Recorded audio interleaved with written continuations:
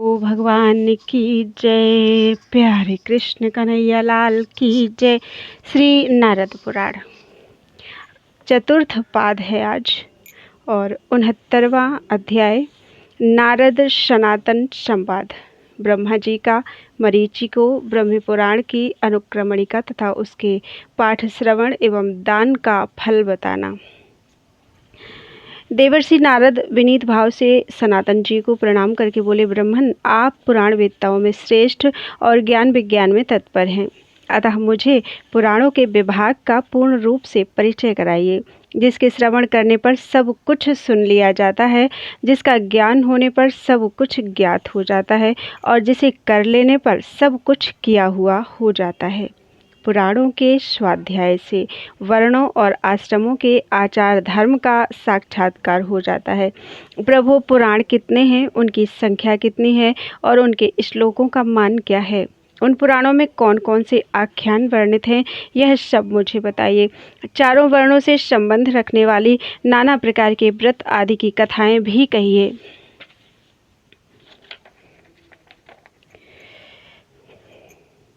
सृष्टि क्रम से विभिन्न वंशों में उत्पन्न हुए सत्पुरुषों की जीवन कथा को भी भली भांति प्रकाशित कीजिए, क्योंकि भगवान आपसे अधिक दूसरा कोई पौराणिक उपाख्यानों का जानकार नहीं है। इसलिए सब संदेहों का निराकरण करने वाले पुराणों का आप मुझसे वर्णन कीजिए। सूत जी बोले, ब्राह्मणों, तदनंतर नारद जी का वचन सुनकर वक्ताओं में श्रेष्ठ सनातन जी एक क्षण भगवान नारायण का ध्यान करके बोले। सनातन जी ने कहा, मुनि श्रेष्ठ, तुम्हें बार बार साधुवाद है। पुराणों का उपाख्यान जानने के लिए जो तुम्हें निष्ठायुक्त बुद्धि प्राप्त हुई है, वह संपूर्ण लोगों का उपकार करने वाली है। पूर्व काल में ब्रह्मा जी ने पुत्र स्नेह से परिपूर्ण चित्त होकर मरीचि आदि ऋषियों से इस विषय में जो कुछ कहा था, उसी का तुमसे वर्णन करता हूँ। एक समय ब्रह्मा जी के पुत्र मरीचि ने, जो स्वाध्याय और शास्त्र ज्ञान से संपन्न तथा वेद वेदांगों के पारंगत विद्वान हैं, अपने पिता लोक सृष्टा ब्रह्मा जी के पास जाकर उन्हें भक्ति पूर्वक प्रणाम किया। दूसरों को मान देने वाले मुनीश्वर प्रणाम के पश्चात उन्होंने भी निर्मल पौराणिक उपाख्यान के विषय में, जैसा कि तुम पूछते हो, यही प्रश्न किया था। मरीचि ने कहा, भगवान देव देवेश्वर, आप संपूर्ण लोगों की उत्पत्ति और लय के कारण हैं, सर्वज्ञ, सबका कल्याण करने वाले तथा सबके साक्षी हैं। आपको नमस्कार है। पिताजी, मुझे पुराणों के बीज, लक्षण, प्रमाण, वक्ता और श्रोता बताइए, मैं वह सब सुनने को उत्सुक हूँ। ब्रह्मा जी ने कहा, वत्स सुनो, मैं पुराणों का संग्रह बतला रहा हूँ, जिसके जान लेने पर चर और अचर सहित संपूर्ण वांग्मय का ज्ञान हो जाता है। मानद सब कल्पों में एक ही पुराण था, जिसका विस्तार 100 करोड़ श्लोकों में था। वह धर्म, अर्थ, काम और मोक्ष चारों पुरुषार्थों का बीज माना गया है। सब शास्त्रों की प्रवृत्ति पुराण से ही हुई है, अतः समयानुसार लोक में पुराणों का ग्रहण न होता देख परम बुद्धिमान भगवान विष्णु प्रत्येक युग में व्यास रूप से प्रकट होते हैं। वे प्रत्येक द्वापर में 4 लाख श्लोकों के पुराण का संग्रह करके उसके 18 विभाग कर देते हैं और भूलोक में उन्हीं का प्रचार करते हैं। आज भी देवलोक में 100 करोड़ श्लोकों का विस्तृत पुराण विद्यमान है। उसी के 4 भाग का 4 लाख श्लोकों द्वारा वर्णन किया जाता है। ब्रह्म पुराण, पद्म पुराण, विष्णु पुराण, वायु पुराण, भागवत पुराण, नारद पुराण, मार्कंडेय पुराण, अग्नि पुराण, भविष्य पुराण, ब्रह्म वैवर्त पुराण, लिंग पुराण, बाराह पुराण, स्कंद पुराण, वामन पुराण, कूर्म पुराण, मत्स्य पुराण, गरुड़ पुराण तथा ब्रह्मांड पुराण, ये 18 पुराण हैं।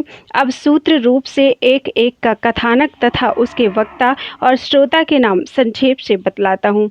एकाग्र चित्त होकर सुनो। वेदवेत्ता महात्मा व्यास जी ने संपूर्ण लोगों के हित के लिए पहले ब्रह्म पुराण का संकलन किया। वह सब पुराणों में प्रथम और धर्म, अर्थ, काम एवं मोक्ष देने वाला है। उसमें नाना प्रकार के आख्यान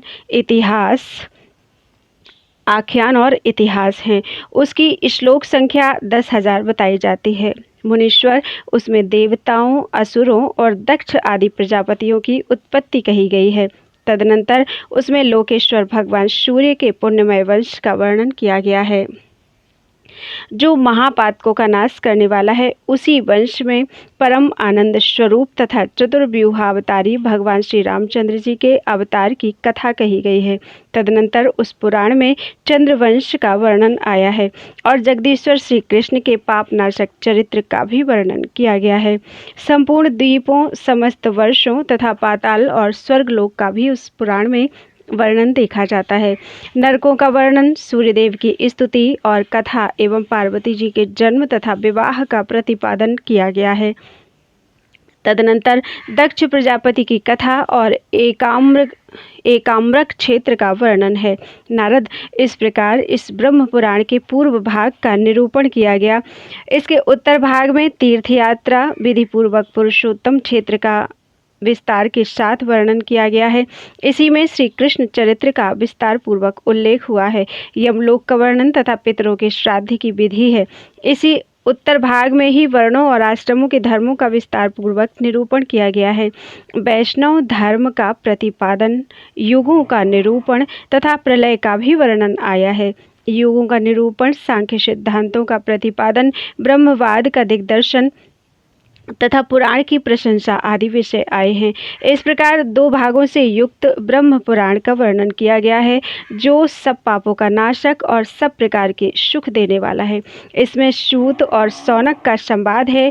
यह पुराण भोग और मोक्ष देने वाला है। जो इस पुराण को लिखकर बैसाख की पूर्णिमा को अन्न, वस्त्र और आभूषणों द्वारा पौराणिक ब्राह्मण की पूजा करके उसे सुवर्ण और जलधेनु सहित इस लिखे हुए पुराण का भक्तिपूर्वक दान करता है, वह चंद्रमा, सूर्य और तारों की स्थिति काल तक ब्रह्मलोक में वास करता है।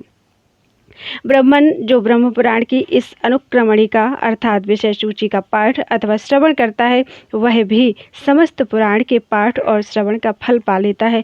जो अपनी इंद्रियों को वश में करके हविष्यान्न भोजन करते हुए नियम पूर्वक समूचे ब्रह्म पुराण का श्रवण करता है, वह ब्रह्म पद को प्राप्त होता है। वत्स, इस विषय में अधिक कहने से क्या लाभ। इस पुराण के कीर्तन से मनुष्य जो जो चाहता है वह सब पा लेता है। बोलो वृंदावन बिहारी लाल की जय। हमारे YouTube चैनल में कौन कौन सी पुराण डाले जा चुके हैं हम बता देते हैं। ब्रह्म पुराण, पद्म पुराण, विष्णु पुराण, वायु पुराण अर्थात शिव पुराण, भागवत पुराण अर्थात सुख सागर, नारद पुराण, मार्कंडेय पुराण, अग्नि पुराण।